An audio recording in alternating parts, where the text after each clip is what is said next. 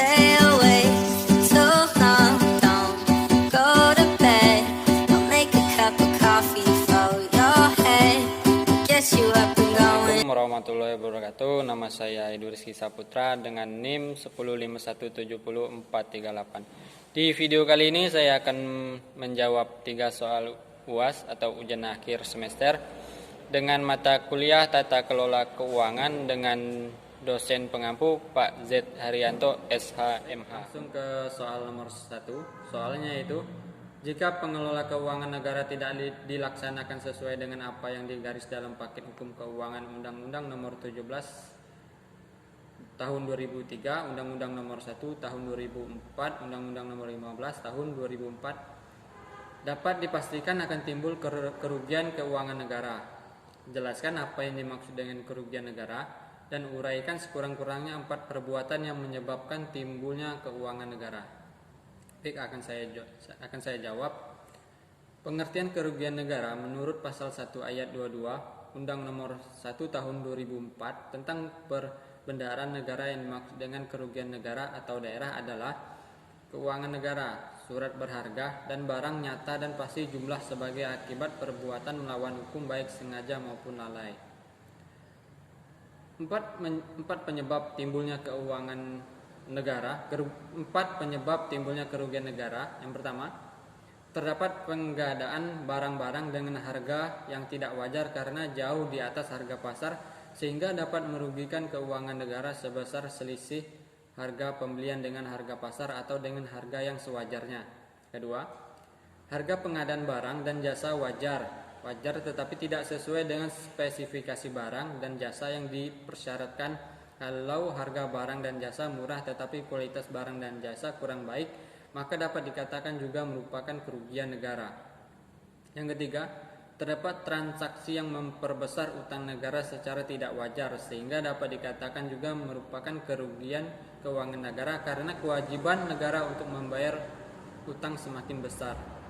Yang keempat, kerugian negara dapat terjadi kalau aset negara berkurang karena dijual dengan harga yang murah atau dihibahkan kepada pihak lain atau ditukar dengan pihak swasta atau perorangan. Kita lanjut lagi ke soal nomor 2.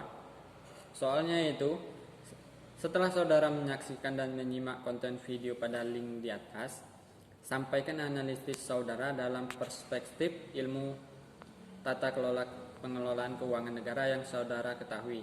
Baik, saya akan mencoba untuk menjawabnya.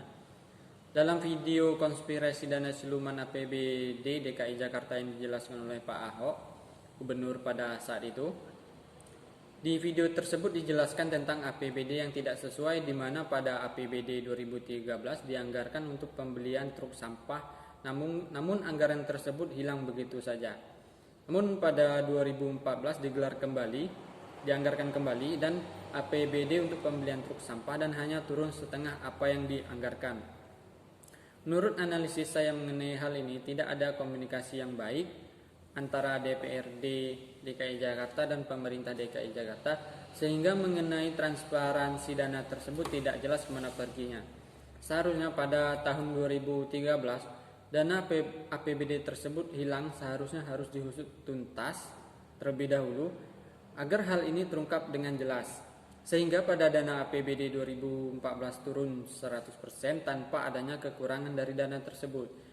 Jika hal ini larut begitu saja tanpa adanya diusut, maka hal ini akan larut setiap tahunnya sehingga dapat mengakibatkan banyak kerugian yang begitu besar yang berdampak bagi negara maupun masyarakatnya. Baik, kita lanjut lagi ke pertanyaan 3, pertanyaan terakhir.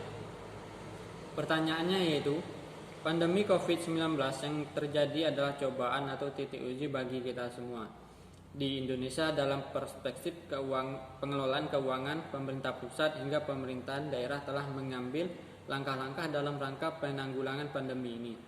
Pertanyaannya adalah, apa yang akan saudara lakukan jika Anda adalah seorang kepala pemerintah pemegang kekuasaan atas pengelolaan keuangan negara sebagai bagian dari kekuasaan pemerintah?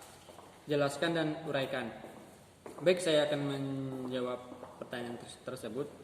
Jika seandainya jika seandainya saya adalah pemegang kekuasaan di pemerintah di Provinsi Jambi, maka dalam pengelolaan keuangan negara dalam menanggapi kasus pandemi saat ini yaitu COVID-19, maka dalam pengelolaan keuangan negara maka saya akan mengurangi dana yang lebih sifatnya kurang bermanfaat bagi masyarakat.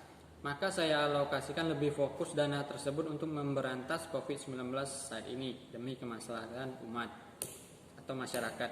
Untuk dana yang dialokasikan pada COVID-19 saat ini, maka pada tahun berikutnya saya ajukan lagi dana tersebut di APBD untuk dana yang dialokasikan ke dana COVID-19 tersebut. Maka dengan kebijakan tersebut, dana keuangan daerah saya terkontrol dan tertransparansi. Nah, baik, mungkin itu pertanyaan dan jawaban saya mengenai ujian akhir semester tata kelola keuangan negara. Saya akhiri, wallahul muwaffiq ila aqwamit thoriq. Wassalamualaikum warahmatullahi wabarakatuh.